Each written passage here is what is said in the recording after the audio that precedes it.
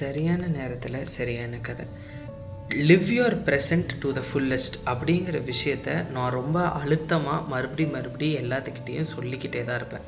இதுக்கான காரணம் என்ன அப்படின்னு பார்த்தீங்கன்னா, இன்றைக்கி காலையில் இறந்தவங்களுக்கு இன்றைக்கி ராத்திரி ஒரு பிளான் பண்ணியிருப்பாங்க. நேற்று இறந்தவங்க இன்றைக்கி செய்யணும் அப்படின்னு சொல்லி சில விஷயங்கள் பிளான் பண்ணியிருப்பாங்க. நம்ம வாழ்க்கையில் நாளைக்குங்கிறது இருக்கா இல்லையா அப்படிங்கிறது கண்டிப்பாக நிச்சயமே கிடையாது.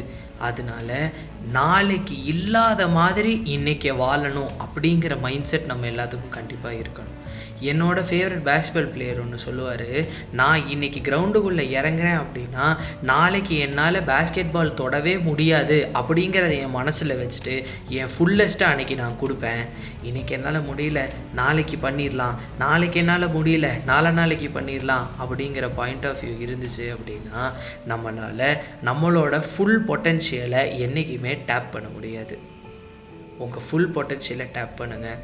இன்றைக்கான உழைப்பை மொத்தமும் இன்றைக்கே போடுங்க. நாளைக்குன்னு எதையுமே போஸ்ட்போன் பண்ணாதீங்க. சரியான நேரத்தில் சரியான கதை. நாளைக்கு பார்க்கலாம்.